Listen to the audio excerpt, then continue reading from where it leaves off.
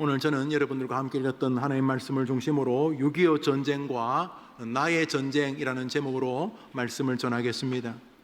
말씀드렸듯이 6.25 전쟁 발발 73주년을 맞습니다.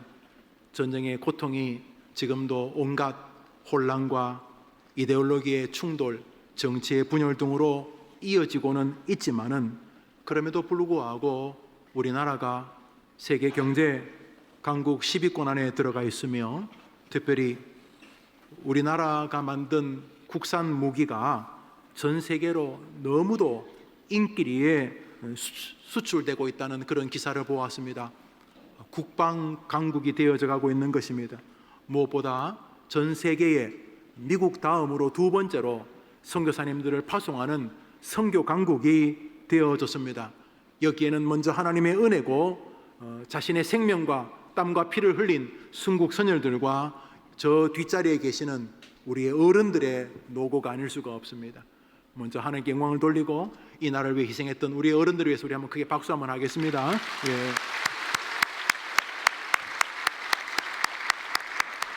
세계에서 두 번째로 가난하던 6.25 직후에 대한민국이 여기까지 저절로 된 게 아닙니다.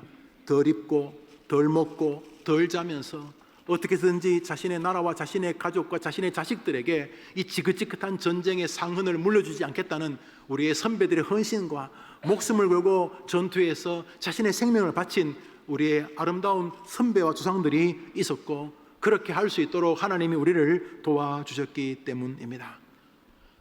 예, 대한민국은 전 세계 어떤 나라보다도 전쟁의 여운을 잘 알고 있는 나라입니다. 같은 동족이 분단된 그 유일한 나라가 되어버렸습니다.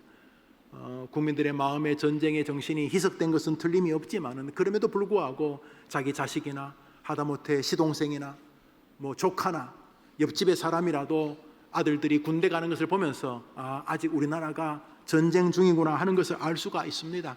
그리고 북한에서 도발하거나 또 위협을 하거나 또 거의 깡패처럼 전 세계를 향해서 살면서 또 구걸하는 그런 모습을 보면서 우리나라가 여전히 전쟁 중에 있구나 하는 것을 알 수가 있습니다. 그런데 성경을 보면은 하나님은 우리나라만이 아니라 지구상에 있는 모든 사람이 내가 전쟁 중에 있구나 라고 하는 의식을 가지고 살기를 원하신다는 것을 알 수가 있습니다. 전쟁은 무슨 전쟁 이렇게 살지 않고 전쟁을 앞에 놓은 사람처럼 살기를 바란다는 것. 여러분, 전쟁이 지금 있으면 어떻게 하겠습니까? 지금 전쟁을 밥도 먹죠. 밥도 먹고 전쟁이라고 부모를 공경하지 않는 건 아니고 전쟁이라고 자식을 안 키우는 건 아니지만 전쟁이 앞에 있는 사람처럼 사는 것은 전쟁과 아무 상관이 없이 사는 사람하고는 24시간이 다르지 않겠습니까?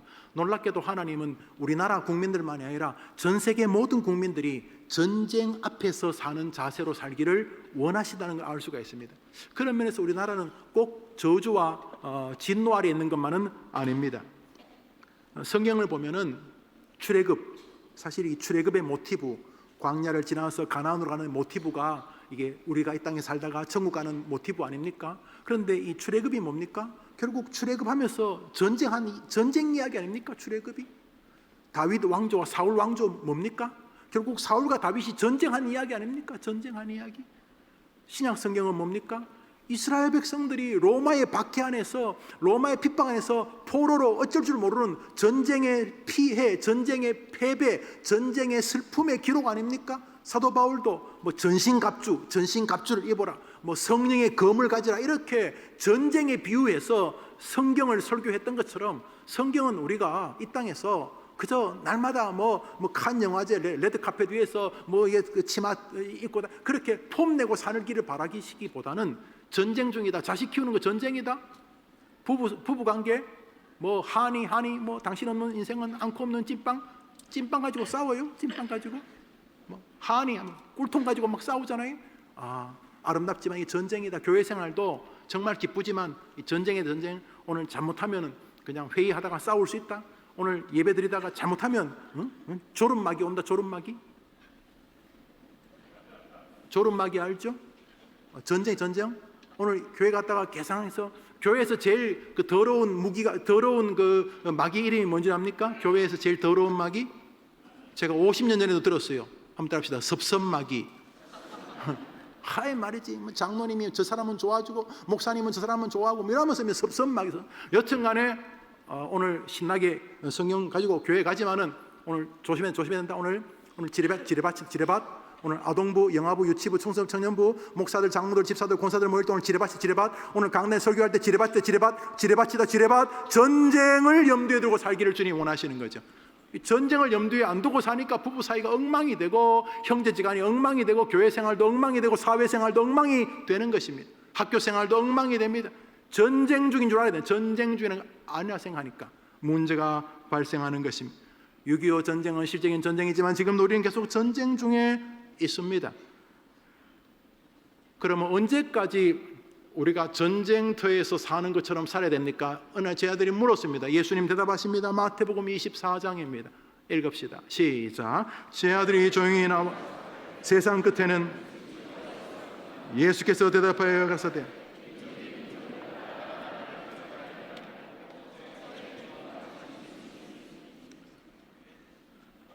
예수님 마지막 날 주님 오셔서 세상을 끝내버리는 날 마지막 날에는 어떤 일이 있겠습니까? 마지막 날 전쟁이 있을 거다.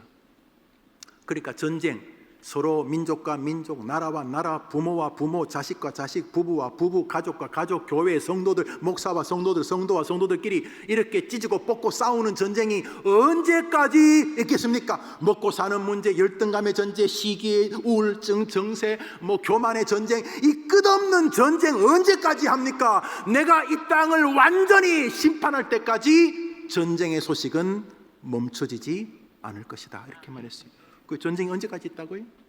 여러분이 돌아가시는 날까지 전쟁을 하시게 될 것입니다. 게으름의 전쟁, 기도하기 싫은 전쟁, 남을 비하하는 전쟁, 이렇게 좋은 행사가 하는데도 안 나오고 싶은 전쟁, 비꼬고 싶은 전쟁, 왜 나 좀 안 알아주나, 자기를 하나님보다 앞세우고 싶은 전쟁, 죽는 날까지 전쟁이 있을 거다. 그러니까 무조건 정답이에요. 여러분이 세상이 좋다고 백날 그래봐야 성경은 너는 죽는 날까지 전쟁을 할 것이다 그랬어요. 예수님이 했으니까 무조건 정답이에요. 무조건 정답. 그래서 교회 생활 잘하는 사람은 말할 때도 늘 전쟁을 염두에 둡니다. 전쟁 그냥 나온 대로 떠들지 않습니다. 전쟁을 돈 벌 때도 돈 쓸 때도 전쟁.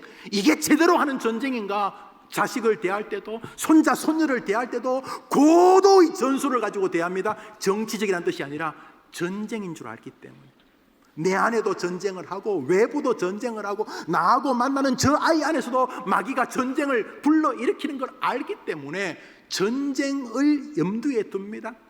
한번 따라합시다. 전신갑주를 입으라. 주님은 우리에게 전쟁 중이라는 사실을 잊으면 당한다 이렇게 말씀하고 계신 것이 분명합니다. 그러면 6.25 전쟁의 슬픔이 여전히 있고 우리 민족은 1000만이나 이상 가족이 있고 그렇죠. 그렇고 또 얼마나 그 남북한이 낭비합니까? 특히 남쪽도 남쪽이지만 북한은 자기 나라의 역량을 다 저 국방비에 쏟아부으니까 저거 얼마나 기가 막힙니까?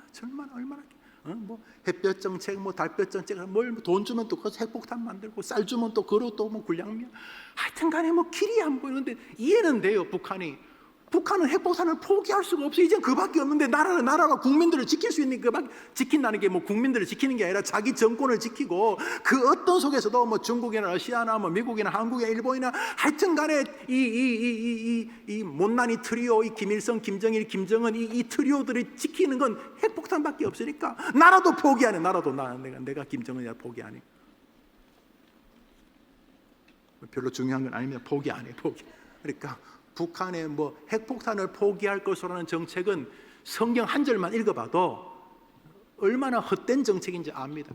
절대로 포기, 천지개벽을 해도 포기를 할 수가 없어요. 정권을 놓고 다 무슨 대동강물에 빠져 죽기 전까지는 불가능해요. 가당치 않은 이야기, 가능하지 않아요. 주님 오실 때까지 이제 전쟁을 원래 해야 돼요. 그러면 이제 필수네, 해야 된다니까 성경이. 그러면 이제 내가 어떻게 아침에 이제 하남 고등학교로 이제 전쟁하러 가는데 교사로서 학생으로서 공부도 전쟁이고 친구와의 또 교직원으로서의 가르침도 하여튼간에 내가 오늘 가정의 아버지로서 엄마로서 자식으로서 목사로서 성도로서 회사의 사장으로서 회사의 직원으로서 내가 대통령으로서 장관으로서 오늘 오후에 또 뭐 시장님하고 의원 국회의원 오시다는데 뭐 하여튼간에 하여튼 전쟁을 해야 돼. 어떻게 해야 돼? 도망다니까 미꾸라지처럼 그냥 어떻게 요런 거 피해만 다니까 어떻게 할까? 이 전쟁을 내가 어떻게 하면 좋겠는가? 오늘 본문은 바로 전쟁을 어떻게 해야 되는지를 알려주는 성경입니다. 오늘 전체 내용은 좀 슬픕니다. 왜냐하면 이스라엘이 패배한 전쟁이 있기 때문에. 근데 이게 뭡니까? 요람은 망한다는 거예요. 요람은 요렇게 가정을 이끌면 망한다. 요렇게 사업을 하면, 요렇게 교회를 다니고 요렇게 청춘을 보내면 망한다는 거예요. 이런 식으로 목회하면 김 목사 너는 반드시 망한다. 내 이름을 걸고 망하게 해줄게 이런 게.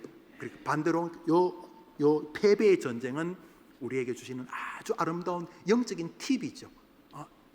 요거를 내가 저기 지뢰밭이 있구나. 요 상황이 되면 지뢰가 터지겠구나. 그거 알죠. 지뢰밭에도 이렇게 펜스를 쳐놓고 지뢰밭 이렇게 써놓은 주의. 가족 대대로 얘들아 이거 지뢰밭이다. 내가 죽은 다음에도 가훈으로 말해라. 저기는 지뢰밭이다. 그러므로 어떤 사안이 발생했을 때는 반드시 터진다. 지뢰밭이기 때문에. 자, 이렇게 말해주면 우리가 이기는 건 아니겠어요? 그렇죠? 그래서 오늘 전쟁은 우리에게 승리의 길을 알려줍니다.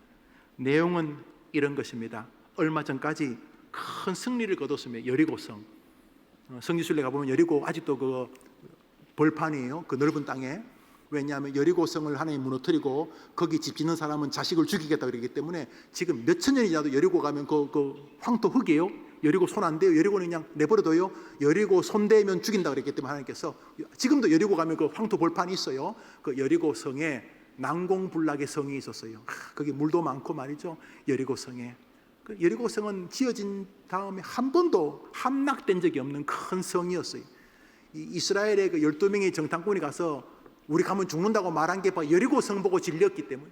여리고성을 보니까 도저히 무너뜨릴 수 있는 성, 벽 두께가 2m, 벽돌이 아니라 돌 벽돌 2m도 큰데 바위 2m짜리를 두 겹으로 쌓아놨으니까 이게 뭐 막대기 짝대기로 이게 부서지는 성이 아니었어요. 또 여리고성 안에 우물이 8개네.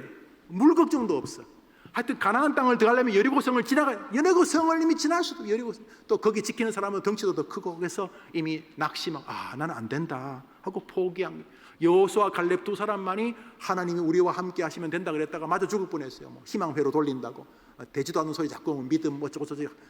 믿음도 어느 정도지 친구야 뭐 말이 이러면서 믿음 이야기했다고 여호수아 갈렙이 죽을 뻔했잖아요. 그래서 결국 40년 동안 광야에서 헤매게 된 게 바로 여리고성 때문이에요. 그런데 방금 여리고성을 무너뜨렸어요.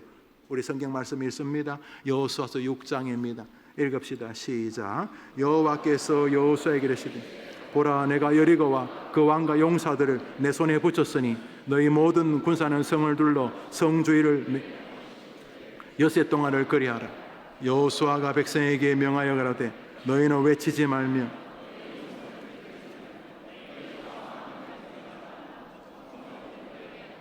여리고성을 무너뜨립니다.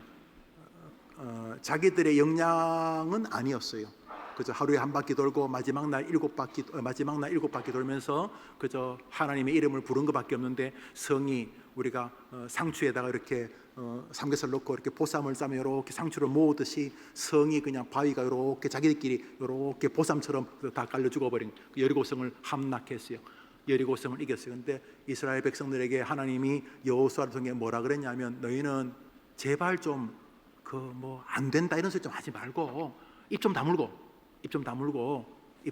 불평하지 말고 지금 뭐 하는 거야 이런 소리 하지 말고 막 기도한다고 다 돼 이런 소리 좀 하지 말고 아니 뭐 성경 나눠준다고 뭐 통일이 되겠어 그런 소리 하지 말고 이거 메고 있는 분들에게 성경 나눠준다고 되겠어요 이런 소리 하지 말고 수고하십니다 그러면서 너희들 입 벌리지 말고 조용히 나 믿고 한번 해봐라. 그래서 7바퀴 6바퀴 13바퀴 이렇게 딱 도니까 성이 무너졌어요. 이거 뭐 말 그대로 하나님이 도와주신 거.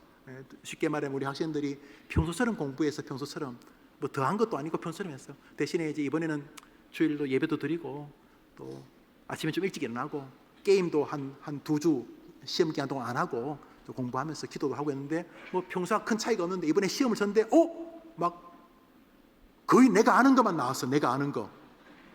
그리고 3개 몰랐는데 어떤 걸까 찍었는데 다 맞았어.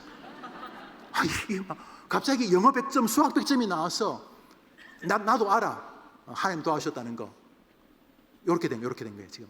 뭔가 어제하고 지난주 토요일 날 우리 교회에서 카페를 만들어주고 우리 학생들이 우리 교회에서 다 공부를 했거든요.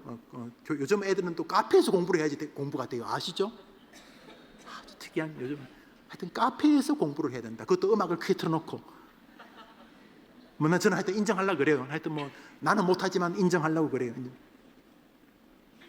저는 집에서 이렇게 뭐 설교 준비할 때 누가 떠들면 조용하네! 저는 집에 설교하면 집 식구들이 전부 다 자기 방으로 조용히 내 설교 주면. 근데 요즘 애들은 뭐 떠들어야 된다고 하니까 뭐 제가 못한다고 저는 부정하지 않아요. 여튼간에 그래서 그렇게 성적이 나왔어. 자기도 알아.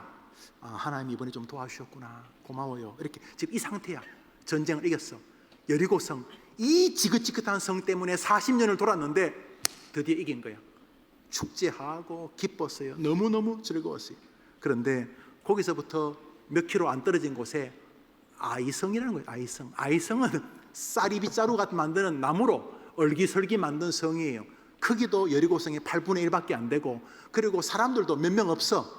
그저 용병으로 전부 다 여리고성에 가서 다 죽었기 때문에 거기 뭐 젊은 사람 몇 명하고 아낙네들, 어린 애들, 뭐 할아버지, 할머니 몇 명 없어. 그래서 어차피 이제 여리고성 무너뜨렸으니까 아이성은 뭐 이거는 뭐 이거 성도 아니야. 여리고성이 벽돌과 바위로 지었고 수십만의 군이 있었다면 여리고성은 몇 명 있지도 않아. 이제 아이성은. 그래서 아이성을 이제 앞에 놔두고 이제 여리고성의 승리에 만끽된 여호수아와 군인들이 자, 아이성 어떡할까? 이렇게 하니까 부하 한번 다녀오겠습니다. 갔다 와라. 그래서 정탐을 하고 왔더니 이제 여호수아가 별 4개라 칩시다. 그 별 2개쯤 되는 사람이 장군님 어떤가? 아이고 그거 뭐 성도 아니에요. 그거 뭐 그 성이 그 뭐 거의 쌀이빗자루 같은 거로 만들어 가지고 옛날에 그 시골 대문 있잖아요. 그 발로 차면 넘어지는 거. 급하면 막 그 쌀이빗자루 옆으로 막 들어갈 수 있는 거. 그건 뭐 이렇게 지금 200만 명 갈 필요도 없고 2-3천 명만 보내시면 제가 얼른 정리하고 오겠습니다. 이렇게 말한 거예요. 여호수아서 7장 2절 3절 읽습니다. 읽읍시다. 시작. 여호수아가 여리고에서 사람을 아이로 보내어 그들에게 가로되 올라가서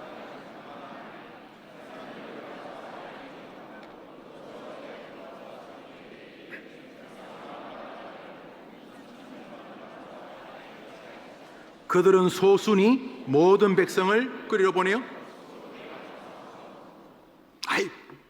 별거 아니야. 별거 아니야. 이렇게 한 거예요. 별거 아닌 건 맞아요. 별거 아닌 거 맞았어요. 그래서 여호수아도 그래? 2-3천 명? 그래 3천 명 데려가. 뭐 2-3천 명, 뭐 2,500명, 2-3천 명은 2천 명과 3천 명 사이니까 한 2,500명 이것도 아니고 그래 한 3천 명 데려가. 그래 갔다 와. 이렇게 왔어요. 그런데 문제가 발생합니다. 오늘 설교 본문이죠. 7장 4절 전으로 읽습니다. 읽읍시다. 시작. 백성 중 3천 명쯤 그리로 올라갔다가 도망하니 죽이고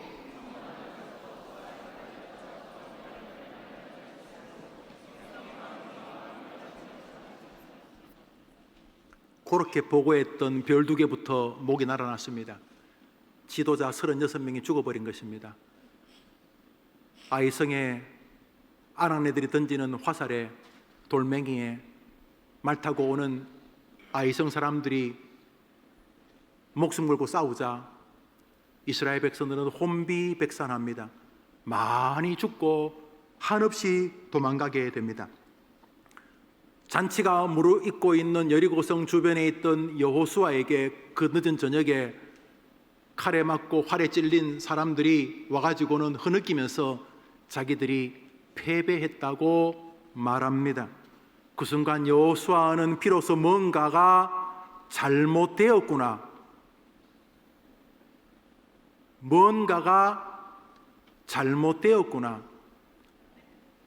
자식 키우고 공부시키고 한다고 열심히 살아왔었는데 그러면 되는 줄 알았는데 뭔가가 잘못되었구나.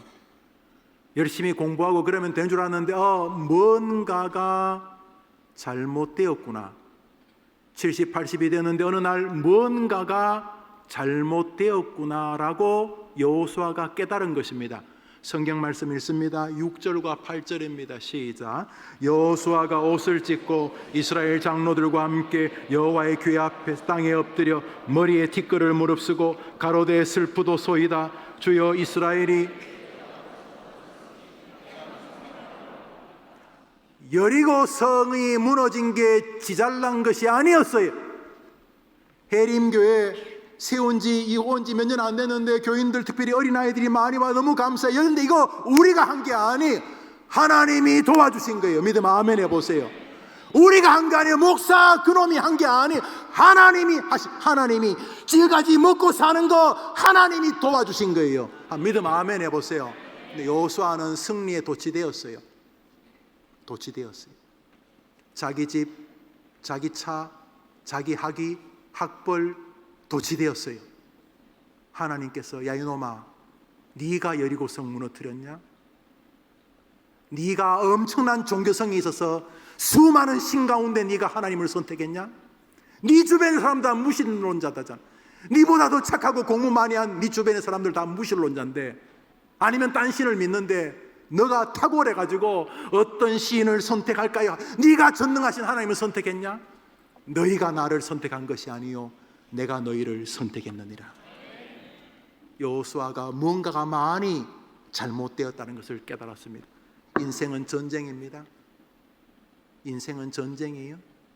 우리 학생들도 알죠? 친구들 가운데 막 스스로 목숨을 끊었다는 친구들의 이야기를 듣지요? 심심해서 죽었어요? 아니에요. 걔도 전쟁이 힘들었던 거예요. 겉으로는 웃고 다니지만 걔도 전쟁하고 있었던 거예요. 여러분, 엄마 아빠도 날마다 전쟁하고 사는 거예요.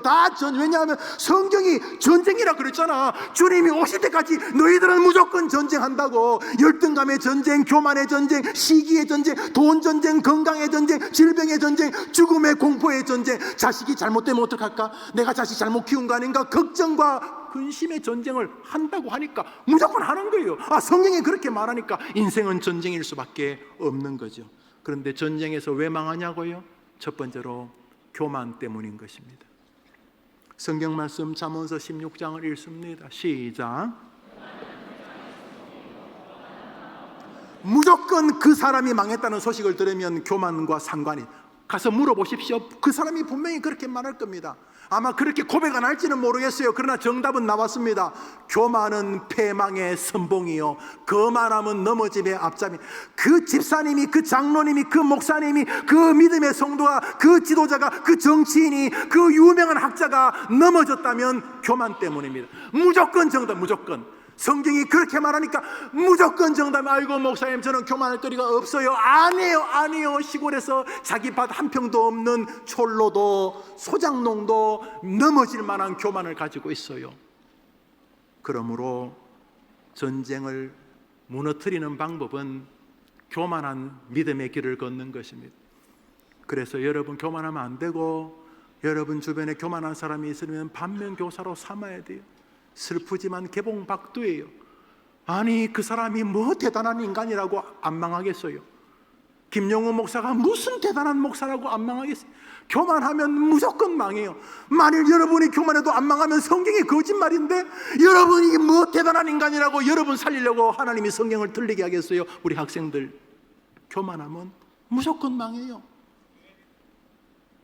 무조건이야. 무조건. 원래는 안 그랬어요. 여호수아서 잘 아시죠? 여호수아서 6장은 여리고성이 무너지고 여호수아 7장은 아이성에서 대피하는 장면인데, 6장에서 여리고성이 무너지기 전 5장에서 여리고성이 무너지기 전에 이스라엘 백성들의 정신 상태가 나옵니다. 겸손이었습니다. 여호수아서 5장을 봅니다. 5장 읽읍시다. 시작.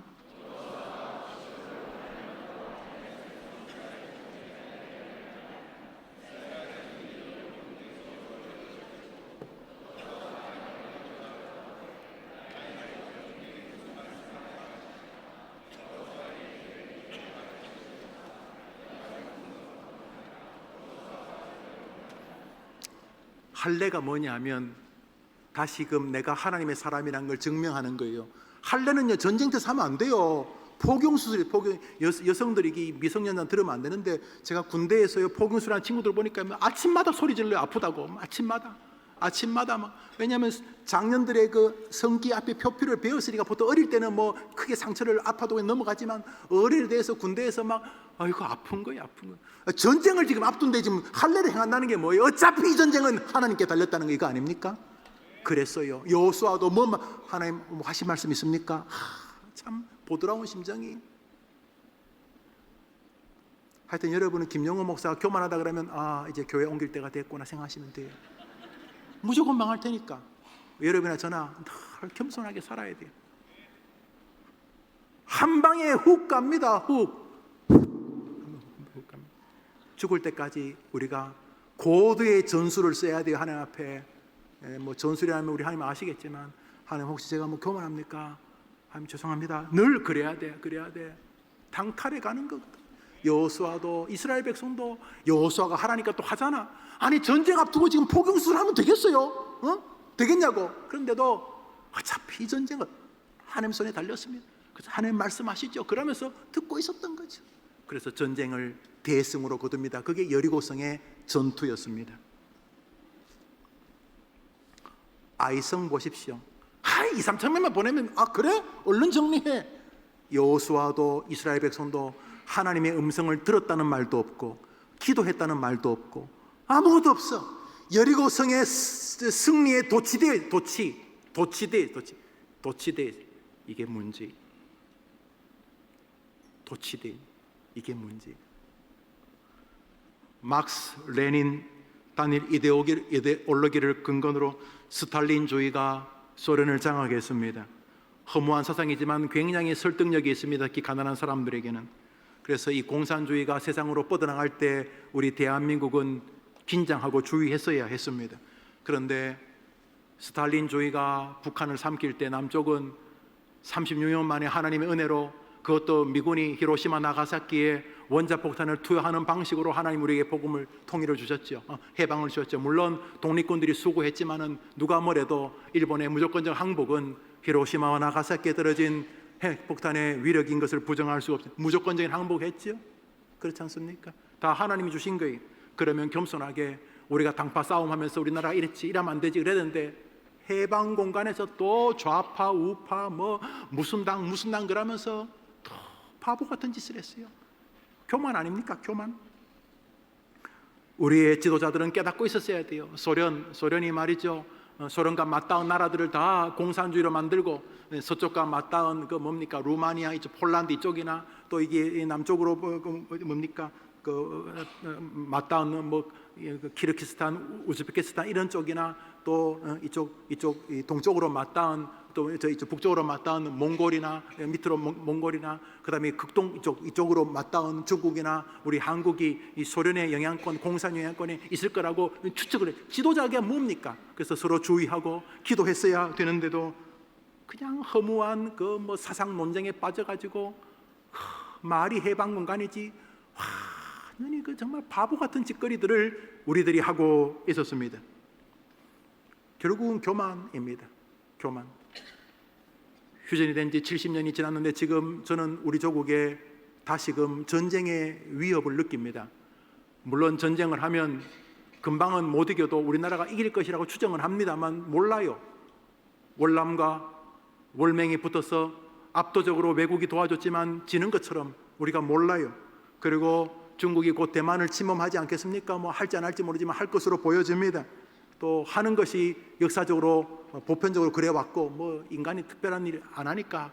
그리고 우리 남북한도 뭐 국지전이든 뭐든 연평도 포격 같은 일이 아마도 있을 것으로 추정이 되어집니다. 없으면 좋겠지만. 그런데 문제는 뭐냐? 교만입니다. 우리 조국에 불고 있는 이 정체불명의 교만입니다. 교만. 전쟁을 해서 우리가 교만하지만 하면 여리고성이 아니라 북한보다 1000배가 더 커도 이길 수 있어요. 믿으면 아멘 해보세요. 어차피 똑같잖아요. 하나님 그 하나님, 여리고성을 무너뜨린 하나님이 지금 여기 계신 하나님과 동일한 줄 믿으면 아멘 해보세요. 그러니까 걱정할 거 없어. 어차피 전쟁은 저분이 하시는 거야. 그런데 우리가 겸손하면 이기게 해주시고, 교만하면 뭐라 그랬어요? 잠언서 18장, 아까는 16장을 읽었는데 18장 읽어봅시다. 잠언서 18장 시작.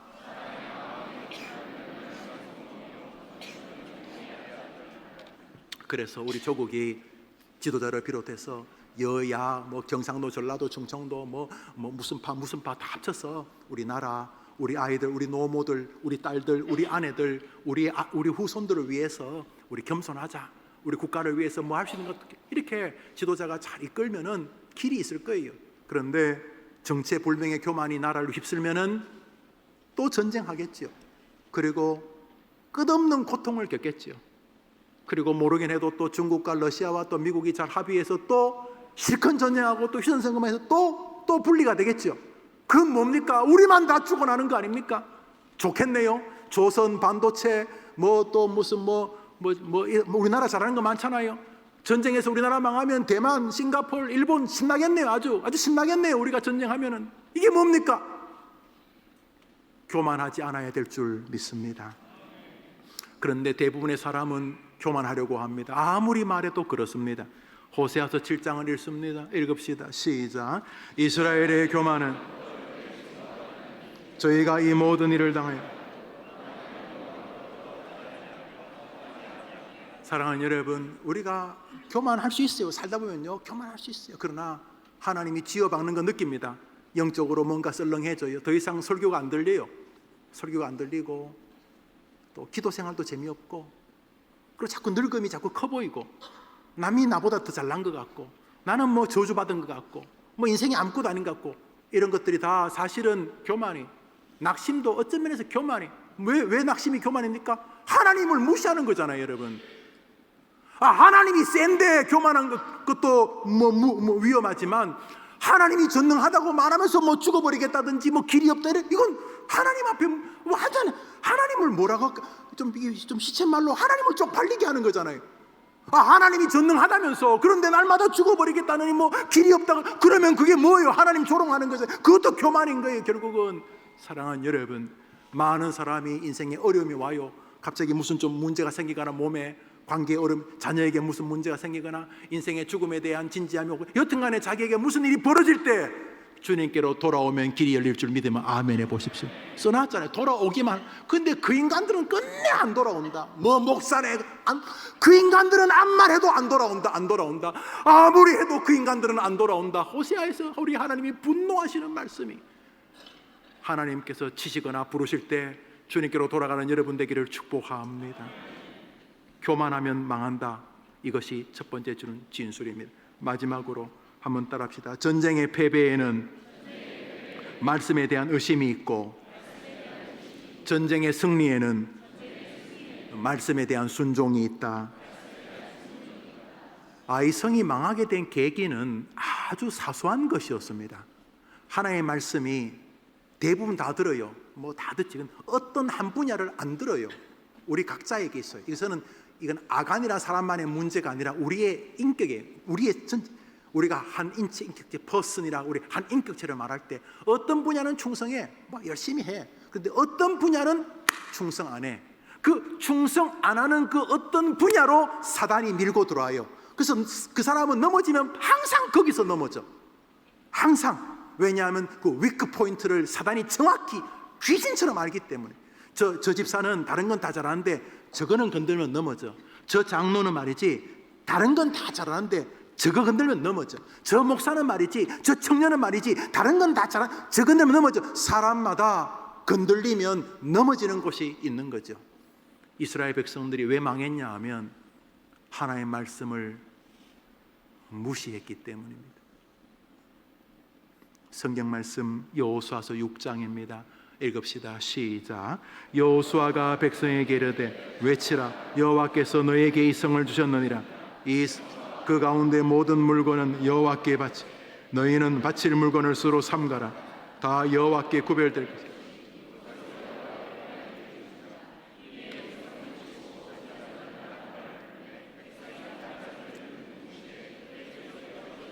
하나님께서 내가 여리고 성을 무너뜨려 줄게. 대신에 여리고 성에 있는 금, 은, 동, 여튼간에 가축, 뭐 좋은 것들은 다 여호와의 곳간에 드리라. 하나님이 돈독이 올랐습니까? 하나님이 부자가 전능하신 분이 왜 여리고 성에서 거두는 모든 전리품은 자신에게 가져오라고 그런 것입니까? 왜요? 무엇 때문에? 하나님은 이스라엘 백성들에게 전리품을 누가 가집니까? 전리품은 승자가. 전리품은 누구 것입니까? 이긴 사람이 가진. 이번 전쟁은 누구 때문에 이겼다는 겁니까? 나 때문에 이겼다. 그래서 하나님은 이 전쟁이 나 여호와 때문에 이겼다는 것을 백성들의 이 물질 생활을 통해서 전리품을 대하는 태도를 통해서 백성들 모두에게 각인시키신 거예요. 이 전쟁은 너희들이 총칼로 이긴 거 아니다. 네 학벌로, PhD, 네 재수로, 네 기술로, 네 방식으로 이긴 게 아니다. 내가 이기게 해줬다. 저는 해림교회가 성장하고 있는 것이 99%도 아니고 100% 하나님이 우리를 불쌍히 여겨주시기 때문인 줄 믿습니다. 여러분도 믿어야 돼요. 거기 누가 전리품을 가지려고 하면 단팔에 가는 겁니다. 하나님의 영광만이 해림교회에서 펄럭이게 될 이 아름다운 교회 함께 만들어가게 되기를 바랍니다. 하나님께서 전리품을 통해서 내가 이겼다, 내가 이긴 것이다, 나 때문에 이겼다, 이것을 백성들이 가슴에 담기를 원했습니다. 순종했어야 합니다. 그런데 전쟁이 끝나자 중간 관리급 되는 유다 지파, 다윗의 조상이 되겠죠. 아간이라는 사람이 왜? 나도 했는데 나도 공로를 좀 가져가야지 왜 하나님만 가져가? 그랬던 거죠. 왜 나는 안 알아줘? 그래서 신할살 외투가 뭐냐면 요즘으로 하면 그 한 벌에 가방 한 개 몇 천만짜리 가방 있잖아요. 헤르메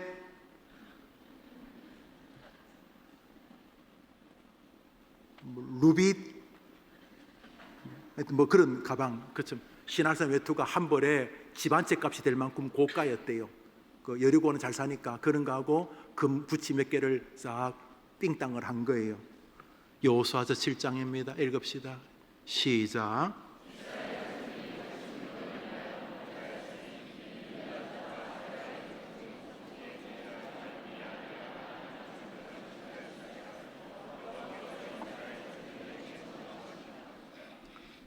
하나님의 말씀을 저게 여호수아는 안 그랬다는 게 아니에요. 여호수아 7장을 가만히 보면 저게 아간만의 문제가 아니라 이미 여호수아의 머릿속에서도 승리에 도취되어 있는, 뭐 하나님께서 손대진 않았지만 이미 정신은 나 괜찮은 사람이야, 나 괜찮은 목사 아니야, 나 괜찮은 집사지, 나 괜찮은 장로잖아, 이게 있었던 거죠. 안 괜찮아요. 우리 하나님이 도와주신 결과일 뿐인 거죠. 아간이 여호수아의 사실은요. 아간이 우리들이에요.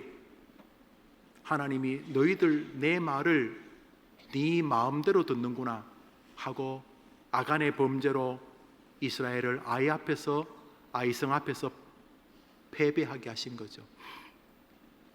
교만이 멸망의 선봉이라면 하나님의 말씀을 우습게 대하는 것은 총매제가 되는 것입니다. 그래서 날마다 성경 읽고 설교와 함께 사는 것은 귀찮은 일이 아닙니다.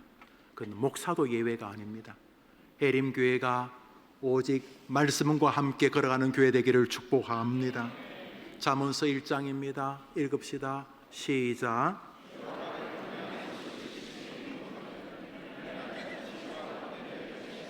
저기 지식과 지혜가 뭐 국어, 산수, 수학, 물리, 화학을 말하는 것이겠습니까? 사서, 삼경, 논어, 맹자를 말하겠습니까? 저 잠언이 말하는 지식과 지혜가 뭡니까? 하나님의 말씀 아닙니까? 우리 청년들, 우리 학생들, 하나님의 말씀을 공부하는 것이 영어 수학 공부하는 것보다 의미 없어 보이죠? 곧 알게 될 것입니다. 뭐가 여러분의 인생을 행복으로 만드는지. 어리석은 자는 주의 말씀을 무시합니다. 무슨 성경에 그 목사님이, 그 장로님 읽는 거 아니야? 그 나이 많은 권사님들 시간 날 때 읽는 거 아니야? 아닙니다. 여호와를 경외하는 것이 인생의 참 지혜요, 그 지혜로운 말씀을 존경할 때 하나님은 우리를 축복으로 인도하실 줄 믿습니다. 말씀을 마무리하면서 여호수아는 하나님 앞에 순종하기 시작합니다. 그래서 하나님께서 아간을 죽이라. 아간을 죽입니다. 성경을 보면 아간과 아간의 가족 모두가 죽임을 당합니다. 아마도 아간의 가족들도 아간의 범죄에 동참한 것으로 보입니다. 신약 성경에 나오는 아나리아 삽비라 부부가 헌금하고 죽었던 것처럼 하나님을 속이려고 했습니다. 소탐대실입니다. 소탐대실. 믿으세요? 여러분이 노력하는 거 좋아요? 여러분이 노력해서 얻는 게 한 점 있어요? 여러분 옆에 포크레인이 있어. 포크레인 아시죠? 여러분이 지금부터 삽을 들고 옆에 있는 이 밑이 전부 다 금화예요. 금화. 다 금이야. 여러분이 이제 여러분의 시간 동안 삽으로 퍼서 금화를 여러분의 창고에 넣는 게 좋겠어요? 포크레인이 하는 게 좋겠어요? 뭔 말인지도 모를 거지. 무슨 말인지 모르지. 포크레인이 1000명보다 일을 더 많이 해요. 1000명보다. 하나님이 일하시면 된다고 믿으면 하나님 앞에 설 수밖에 없을 줄 믿습니다. 우리는 어차피 세상 사람들한테 이해받으려고 안 해요. 뭐 굳이 세상 사람한테 그렇게 인정받아야 돼요? 아니 뭐 조롱받을 필요는 없지만 여러분이 조막손으로 뭐 하는 것보다 하나님이 한번 퍼주시면 되는 줄 믿습니다. 제가 늘 하는 말이 그제 좁쌀 10번 구르는 것보다 호박 한 번 구르는 게 낫다. 이게 명언이 명언. 포크레인 지칠 때마다 포크레인 생각하세요. 포크레인. 믿음 생활 포기하려 할 때마다 포크레인 생각하세요. 삽 들고 깔짝거리지 마시고 하나님이 포크레인으로 한 파주면 되는 거예요. 그러니까 하나님 앞에 잘 보여야 되는 거예요. 말씀을 불순종하면 멸망의 길로 계속 까작거립니다. 갑니다. 그러고 70, 80, 90 되어서 이거 아닌가요? 그러면 너무 불쌍하잖아. 어차피 한번 정한 인생 말씀과 함께 걸어가게 되기를 축원합니다. 그러기 위해서 말씀을 믿어야 돼요. 한번 더 합시다. 말씀을 믿어야 한다. 믿으면 될 낀데 안 믿잖아요. 잘 중요한 믿음이 있어요. 요한복음 14장이요. 전쟁 중에 최후의 전쟁 읽읍시다. 시작.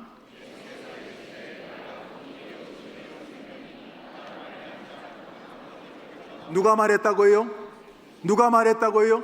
예수님 뭐라 그랬어요? 내가 길이고 진리고 생명이니. 생명이니?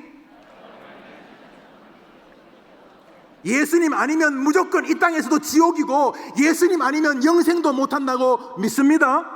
반대로 그러면 예수님 믿으면 어떠하는 말이에요? 누가 뭐래도 인생의 길이 펼쳐질 줄 믿습니다. 당신이 말했으니까 내가 길이다. 목사님 길이 안 보여. 헛소리하지 말고 예수님께로 가면 길이 보일 줄 믿습니다. 목사님 이젠 더 이상 죽은 목숨이요 그런 소리 하지 말고 예수 붙잡으면 생명의 길이 열리는 줄 믿습니다. 예수 붙잡으면 오늘도 하나님과 함께한 줄 믿으면 아멘 해보십시오. 안 믿으니까 교회 안 다니지.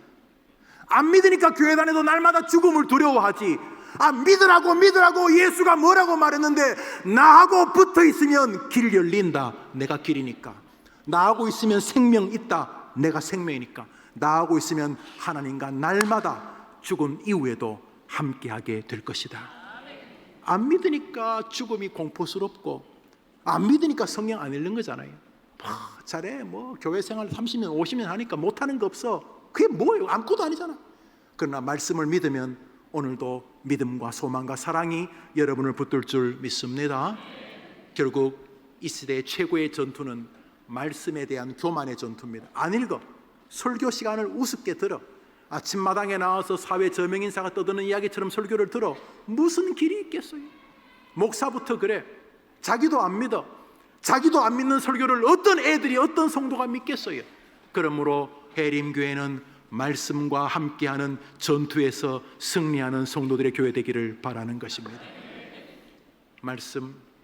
그 말씀을 순종할 때 다시금 아간은 멸망하고 그 가족은 멸족했지만은 이스라엘은 아이성을 승리로 이끌고 드디어 가나안 땅을 정복하게 되었던 것입니다. 교만의 전쟁에서 이깁시다. 말씀 순종의 전쟁에서 이깁시다. 말씀을 불순종하고 성경을 함부로 대하고 싶은 전쟁에서 이깁시다. 마지막 성경 읽고 마칩시다. 성경 말씀 시편입니다. 읽습니다. 시작. 우리 청소년들 길이 안 보인다 해서 그저 그만해 이제. 목사님 길이 안 보여. 웃기소 하지 마. 목사님 부모님이 이혼하는 건 뭐 내 박수 칠 일은 아니지만 그게 뭐 네 인생에 무슨 문제가 되는데. 어차피 인생은 하나님께 달린 것인데 우리 집안은 예수 안 믿어. 그래, 안타깝지만 그럼 네가 너희 집안의 믿음의 조상 아브라함 같은 아들과 딸이 되면 되는 거잖아. 그러잖아요. 그리고 뭐라 그랬어? 주의 말씀 안에 길이 있다. 주의 말씀은 내 발의 등이고 내 길의 빛이 된다.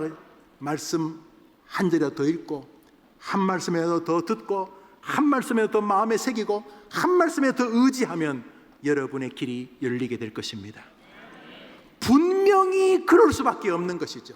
그래서 여러분이 다른 건 못해도 여러분 친구들 가운데 가장 성경을 사랑하는 사람이 되기를 바라는 것입니다. 동시에 우리 어른들, 교만하면 끝난 것입니다. 여러분이 교만해도 여러분도 교만한 사람은 싫지요. 그죠? 여러분 스스로가 교만해도 여러분도 교만한 사람 싫잖아요. 하나님은 진정머리 나게 싫어하시는 것입니다. 교만은 패망의 선봉이요 거만함은 넘어집의 앞잡이니라. 바꾸면 길이 열리는 것입니다. 오늘도 어린아이 만날 때, 나이 많은 장로님, 집사님, 할아버지 만날 때 겸손한 마음, 가난하면 가난한 대로, 부유하면 부유한 대로 겸손하게 하나님을 사랑하듯 하나님의 대리자인 다른 사람들을 사랑하다가 늙으시고 돌아가셔도 후회하지 않는 멋진 인생이 될 줄 믿습니다. 6.25 전쟁과 나의 전쟁, 여러분이 승리하게 되기를 축원합니다. 우리 다 같이 자리에 일어나셔서 좋으신 하나님 같이 찬양하고 제가 축도함으로 예배를 마치겠습니다. 좋으신 하나님, 그냥 부릅시다. 좋으신, 시작. 좋으신 하나님, 좋으신 하나님, 참 좋으신 나의 하나님. 우리 반주. 하나님, 지금까지는 어떻게 살았는지 모르지만 남은 세계는 이기게 해주십시오.